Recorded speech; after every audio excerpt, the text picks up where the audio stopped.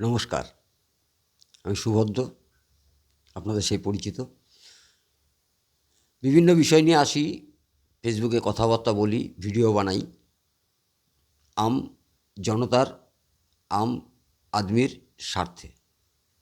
নিজের স্বার্থ তো অবশ্যই আছে, মানে আমি যে স্বার্থটার জন্য চিন্তা করছি, আম জনতা সেই স্বার্থটার জন্য চিন্তা করছে কি না সেটা একবার যাচাই করা।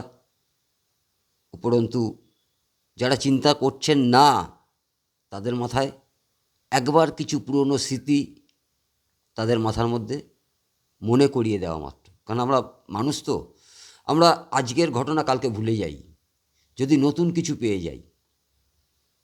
অনেক বীভৎস ভয়াবহ ঘটনার সম্মুখীন আমরা হই, তার কিছুদিন পরে আস্তে আস্তে আমরা সেটা ভুলে যাই। তা আজকে আমার যেটা মনে হচ্ছে, দেখুন, সেটা যে আমরা একটা কথা বলি না, আমি ঠিক আছি, আমরা ঠিক আছি, আমার বাংলা ঠিক আছে।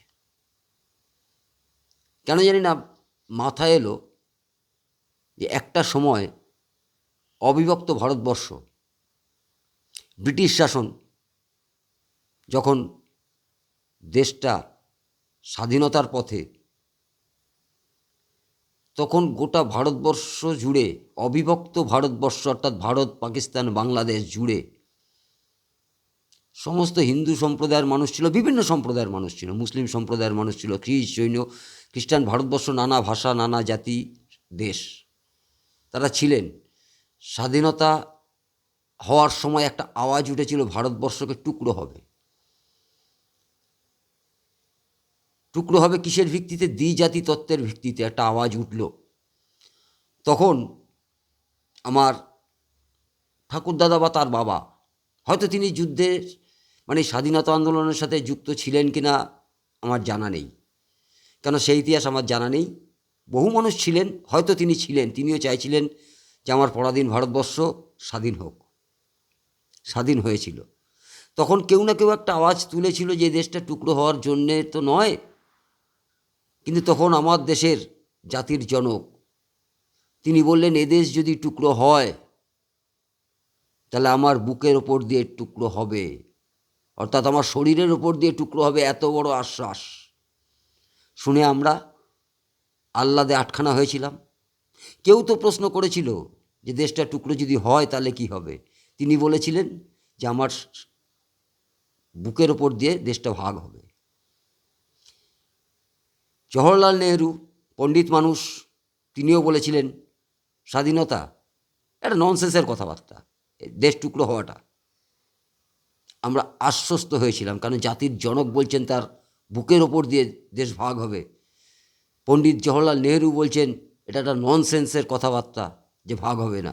ভাই, ভাগ হবে, আমরা আশ্বস্ত হয়েছিলাম, তারা বলেছিলেন। কিন্তু যিনি ব্যক্তি এই প্রশ্নটা তুলেছিলেন, দেশটা কি ভাগ হবে, হচ্ছে,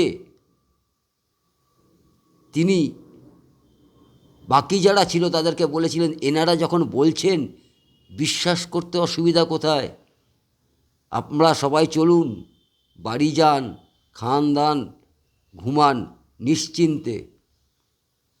কিন্তু এক ব্যক্তির মাথায় কিন্তু এটা ছিল, এক ব্যক্তি নয়, তিনি হয়তো মুখে বলেছিলেন, অনেকের মাথায় এটা ঘুরছিল, যদি হয়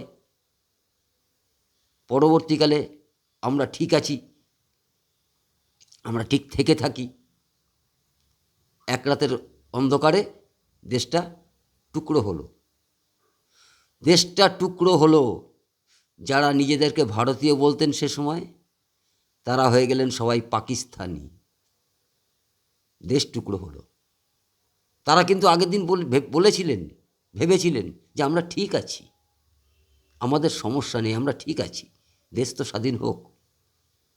কিন্তু ঠিক ছিলেন না, ভাবনাটা ভাবেননি, তাই তারা হয়ে গেলেন পাকিস্তানি। মেনে নিলেন, থাকলেন।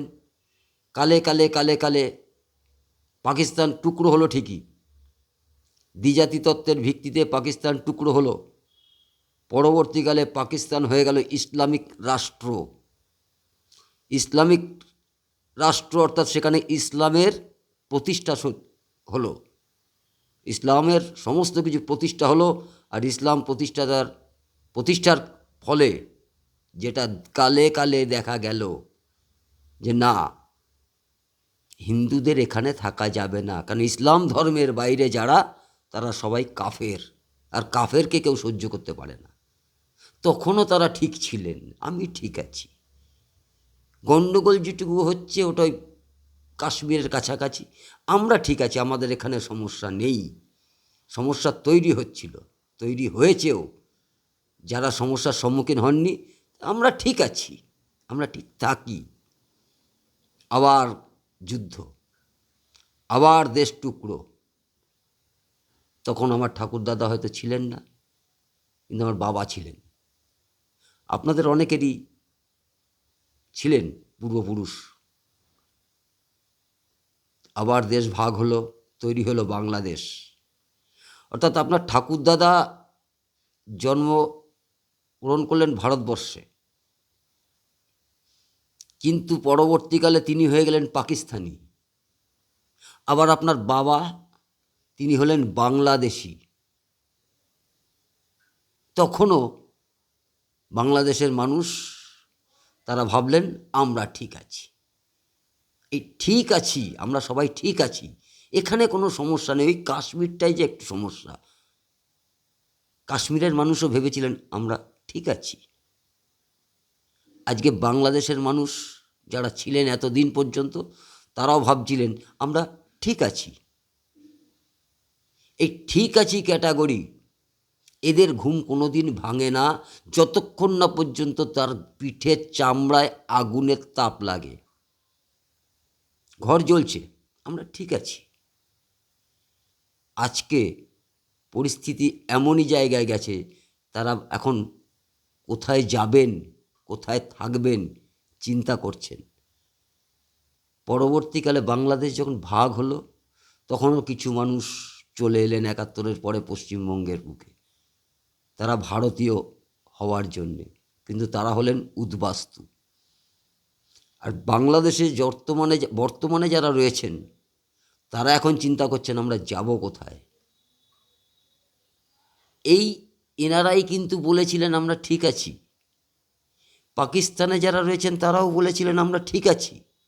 আর আজকে দাঁড়িয়ে পশ্চিমবঙ্গের ৯টা মুসলিম অধ্যুষিত এলাকা থাকা সত্ত্বেও সেখানকার মানুষজনও ভাবছেন আমরা ঠিক আছি। কলকাতা ভাবছে আমরা ঠিক আছি, উত্তর ২৪ পরগনা, দক্ষিণ ২৪ পরগনা, মালদা, বীরভূম, বাঁকুড়া, পুরুলিয়া, প্রত্যেকেই ভাবছেন আমরা ঠিক আছি। আদৌ একটা প্রশ্ন, আদৌ ঠিক আছেন তো? এরপরে কিন্তু আর যাওয়ার জায়গা নেই, কেন বাঙালি সনাতনী হিন্দুদের এমন একটা দুরবস্থা যে আপনারা জায়গায় থেকে যদি লড়াই না করতে পারেন, যাওয়ার জায়গা নেই।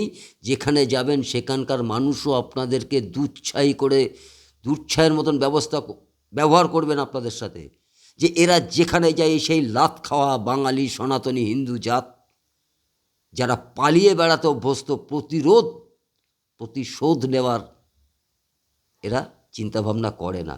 কালকে এদের ঠাঁই দেবো, এদের কারণেই না আমাদের এলাকাটাও দখল হয়। কেন এরা একবার এক জায়গা থেকে বিপদ থেকে উত্তরণ পাওয়ার পরেই আমরা ঠিক ছিলাম। এখনও বহু মানুষকে বলতে শুনি বাংলাদেশে আমাদের কি ছিল, কি ছিল না, কত সুন্দর ছিলাম আমরা। এখনও বলেন, এখনও এপারে তার কাটাটা টপকানোর পরে তারা হয়ে যান সবাই সেকুলার। হিন্দুদেরও যা রক্ত, মুসলিমদেরও সেই একই রক্ত, খ্রিস্টানেরও একই রক্ত, সবারই একই রক্ত। কিন্তু রক্তের জিন, রক্তর রং লাল, রক্তর যে ভাগ আছে 4টে, এবি ও, এই যে ভাগগুলো রয়েছে এবি, এ প্লাস মাইনাস একই। তার শরীরের যে জিনগত সমস্যা, জন্ম থেকে যিনি এই একটাই সম্প্রদায়কে, যারা মুসলিম ছাড়া বাকি সমস্ত সম্প্রদায়কে কাফের বলে মনে করেন, ততদিন পর্যন্ত আপনি তার বন্ধু, যতদিন পর্যন্ত তিনি সংখ্যাগরিষ্ঠতা না হন। যেদিন সংখ্যাগরিষ্ঠতা হন, তখনই সেখানে বাধে গণ্ডগোল। আজকে যদি তাই হয়, মুসলিম অধ্যুষিত রাষ্ট্রগুলোতে কিসের বিবাদ, কিসের দ্বন্দ্ব? সেখানে না আছে হিন্দু, না আছে খ্রিস্টান, না আছে জৈন, তাদের কোনো ভূমিকা নেই। হয়তো আছে, দূরবীন দিয়ে চোখে পড়ে দুটো একটা, কিন্তু তাদের কোনো ভূমিকা নেই। তাহলে সেখানে কিসের দ্বন্দ্ব? এত বড় একটা শান্তির ধর্ম, তারা নিজেরা যেখানে আছে সেখানেও গণ্ডগোল, ডামাডোল, সন্ত্রাস রাহাজানি। যেখানে নেই গুটি কয়েক সংখ্যালঘু অবস্থায় রয়েছে, সেখানেও গণ্ডগোল। এটা কোন ধর্মের? আমি কোনো ধর্মের নিন্দা করতে চাইছি না, কিন্তু দৃষ্টিভঙ্গিটা কেন? আমি বহু মুসলিম মৌলবীকে একই কথা বলতে শুনি, আর আমরা আসুন ভাই ভাই ঠিক আছি। পাকিস্তানেও ঠিক ছিলেন, অবিভক্ত ভারতবর্ষেও ঠিক ছিলেন, পরবর্তীকালে বাংলাদেশেও ঠিক ছিলেন, এখন পশ্চিম বাংলায় বসেও বলছেন ঠিক আছি। আদৌ ঠিক আছেন তো? প্রশ্ন একটাই, একবার ভাববেন পরিস্থিতি কোন জায়গায়, কে কিভাবে নিয়ে যাচ্ছে। কমরেড যারা রয়েছেন তারা কথায় কথায় একটা কথা বলেন না, কিছু মানুষকে বলতে শুনেছি, তোমাদের খালি হিন্দু মুসলিম ছাড়া কোনো সমস্যা নেই, আর কোনো সমস্যা নেই, দেশে এত বেকারত্ব, এত কিছু, কত মানুষ খেতে পায় না। খেতে পারত। পাকিস্তানে যে সমস্ত হিন্দুরা ছিলেন তারাও খেতে পারত, যারা বাংলাদেশে ছিলেন তারাও খেতে পারতেন। তাদের ভাতের অভাব ছিল না, কাজের অভাব ছিল না। ভাত আর খাওয়ার চিন্তা করতে করতে দেশটাই হাতছাড়া হয়ে গেছে, সম্পত্তি সব বেহাত হয়ে গেছে, বাড়ির মেয়েটাও ওকে ফিরিয়ে আনতে পারেননি। কাজে পেটে দেওয়াটাই সম্পূর্ণ সমস্ত কিছুর সমাধান নয়। খেতে পারবেন, বাঁচতে পারবেন কি চিন্তা করবেন। যদি ভালো লাগে অবশ্যই, ভালো না লাগে তাহলেও ভিডিওর কমেন্টসগুলো করবেন। আমি আবারও একই কথা বলছি, কোনো প্রফেশনাল চ্যানেল বলে আমার কিছু নেই, এটা নয়। বসি, আহামরি ডেকোরেটেড ব্যাপার নেই, ব্যাপক প্রচারেরও ব্যাপার নেই, বিজ্ঞাপনেরও প্রশ্ন নেই, কাউকে স্টার দেওয়ার কথাও বলবো না। খালি যদি ভালো লাগে ভিডিওটা আপনি অন্য কাউকে শোনাতে পারেন, কিংবা আপনি এই কথাগুলো অন্যের মানুষকে বলতেও পারেন, যদি আপনার আবার ওই ঠিক আছি কথাটা মাথার মধ্যে না গেঁথে থাকে তো। ভালো থাকবেন। অন্য বিষয়ে অন্য কথা আর এক ভিডিওয়।